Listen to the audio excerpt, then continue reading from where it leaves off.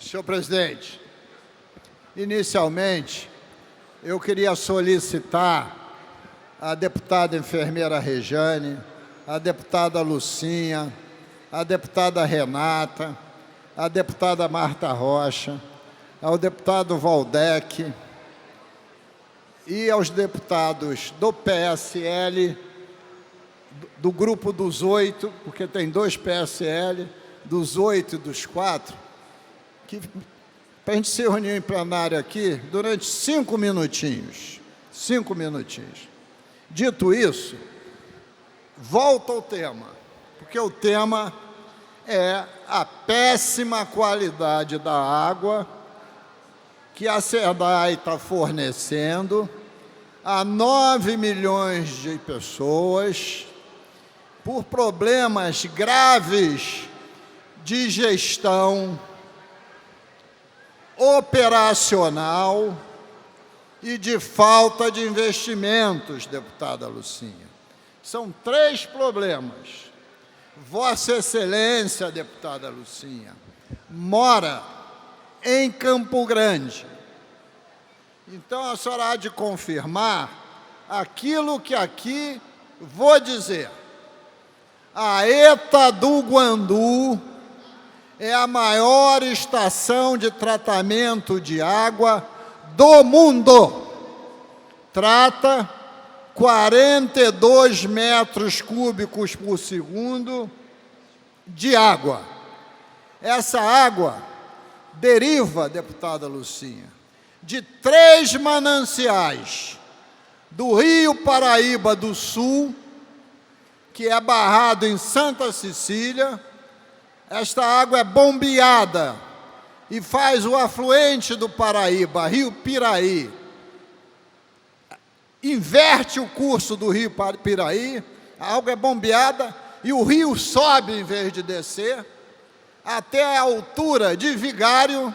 Então a água é batida violentamente, chega em Vigário, essa água é solta de uma altura bastante relevante, gera energia virando as turbinas da Light e depois vai em direção à bacia de acumulação da ETA do Guandu.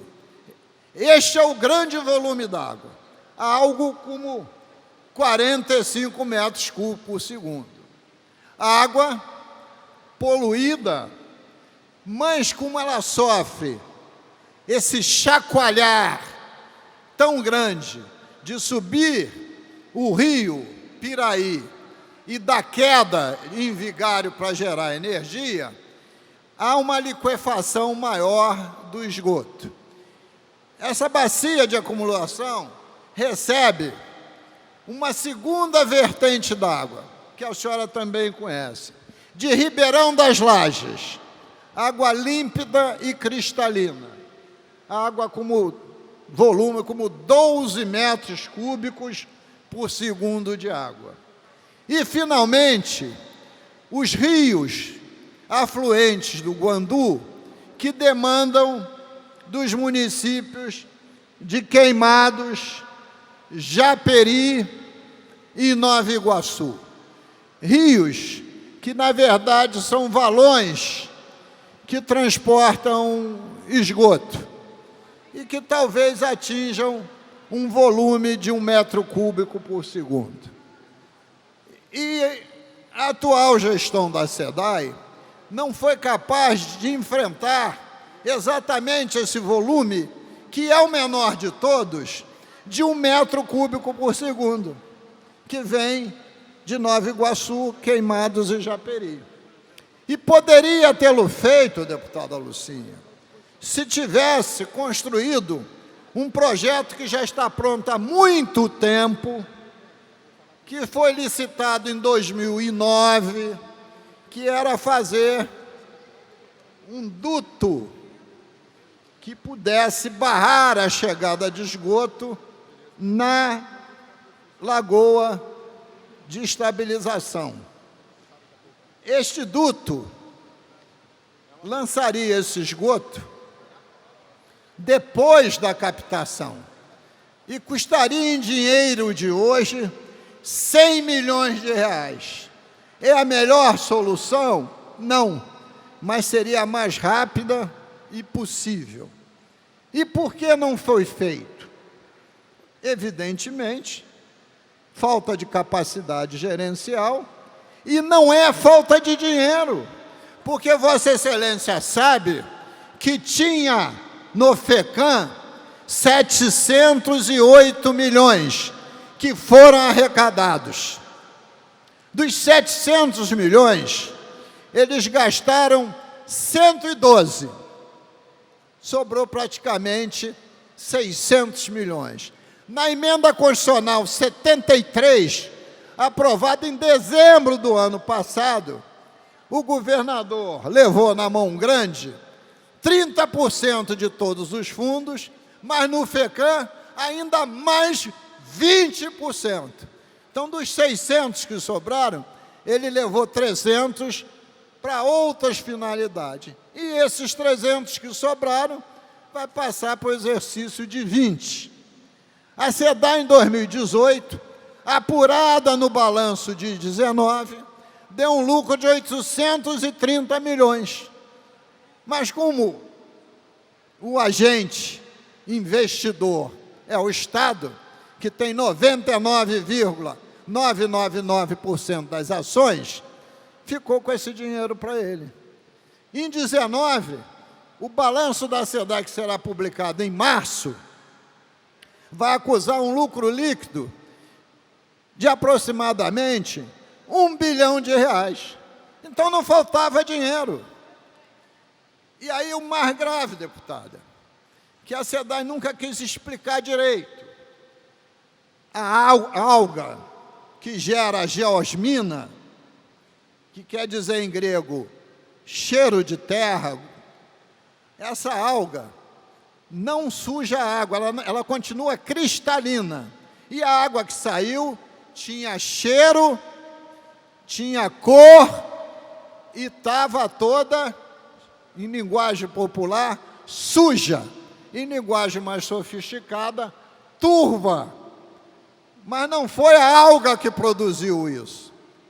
É que os raspadores dos decantadores da estação de tratamento, num total de 9, foram todos retirados, porque a estação de tratamento, a primeira estação é de 1955, e a segunda de 1965, do governo de Carlos Frederico Werneck de Lacerda, que fez o Guandu. E sem esses raspadores, fica lama no fundo dos decantadores, que, falando na linguagem sofisticada, que turva a água. Por isso que o presidente da SEDAI vem a público e diz assim: para recuperar a ETA do Guandu, e o número é mais ou menos esse, precisamos investir 700 milhões de reais. E por que não investiu?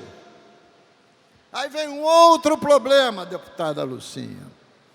Ele demitiu 54 técnicos, os maiores salários da SEDAI, mas, ao mesmo tempo, os mais experientes e os mais capazes, sem se preocupar com a transmissão do conhecimento. Vossa Excelência, sentada no lugar do deputado hoje que preside, numa manhã, presidiu uma reunião lá no início de 19, que discutimos esse tema e pedimos o plano de investimento da SEDAI, que jamais veio. Ele tratou a empresa como vendesse um produto qualquer, e não a água que é indispensável à vida. Então, por via de consequência, os que entraram não tinham esse grau de experiência para enfrentar esse problema que aconteceu, e que, de escala muito menor, aconteceu no ano de 2001. E qual foi a solução que os calejados engenheiros demitidos deram à época? O que eles acabaram de fazer agora, quando apareceu o detergente? Fechou a captação, para quê? Para deixar acumular mais água, e mais água acumulada dilui muito mais rápido. E ainda mais, fizeram, na linguagem popular, umas sangrias, isto é, soltaram água sem ser para captação, para verter para o canal de São Francisco, que é o outro nome do Guandu, e chegar ao mar. Porque quando você solta essa água abruptamente, ela arrasta o que está superficialmente e leva parte da alga também embora. Mas o presidente da SEDAI se negou a fazer isso, porque ia abalar o abastecimento. Aí comprou carvão ativado. Não deu certo na totalidade. Não quer dizer que a técnica não seja correta. Comprou argila modificada ionicamente. Ainda não tinha dado certo. Aí apareceu o detergente. Aí fechou a captação. Fechando a captação, o que aconteceu? Acumulou mais água, possivelmente resolveu o detergente, porque diluiu, e aí não sei dizer se também fizeram essas sangrias, fazer a água passar, para minorar a questão da alga. Agora, fez isso, quando surge o detergente, na hora que está começando as aulas, e afetou a rede escolar. Se tivesse feito a época devida, também não teria afetado o horário escolar. Gestão pública, deputado Rodrigo Amorim, nós já conversamos ano passado sobre isso. Não é para neófito, não é para neófito. Gestão pública não é para indicação política. Gestão pública, ou você conhece ou não conhece. Você não inventa o gestor público da noite para o dia. E diretor financeiro, ele tem uma obrigação: olhar o caixa, o que entra e o que sai. E se vem na iniciativa privada, aumentar a lucratividade. Mas não é assim que se trabalha com água. Essa perspectiva que o presidente trouxe de gestor financeiro, que já tinha sido da SEDAI, mas antes o foi da Samarco, porque a Samarco, a Vale, para aumentar a lucratividade, distribuir mais dividendo e ser uma empresa que a ação valorizou mais, ela ficou com as barragens antigas, com metodologia hoje que não se aplica mais no mundo inteiro. Depreciou a engenharia, a qualidade técnica. A barragem rompeu e vitimou todo mundo. Não dá para você ter gestores que só vê a lucratividade, mas não vê o cidadão que consome aquele bem, ou o estrago que pode fazer, no caso da Samarco, ao meio ambiente, e também matando centenas de pessoas. Essa que é a questão que a gente vive. Por isso, a casa tem duas opções. Tudo na vida tem dois caminhos. Ou implanta uma CPI, ou não implanta. Mas jamais vi um tema tão relevante, tão importante para fazer uma CPI como essa.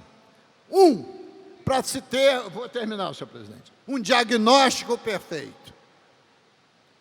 2, para verificar se há responsáveis por esse drama que a gente está vivendo. E 3, para propor soluções de médio e curto prazo. Porque dizer, claro, temos que tratar todo o esgoto, evidente, Mas até concluir o tratamento todo do esgoto, não sei se a gente tem água para beber. E não é o cidadão comum que pode, do seu bolso, ficar comprando definitivamente água mineral. Muito obrigado, senhor presidente. Desculpe ter avançado no horário.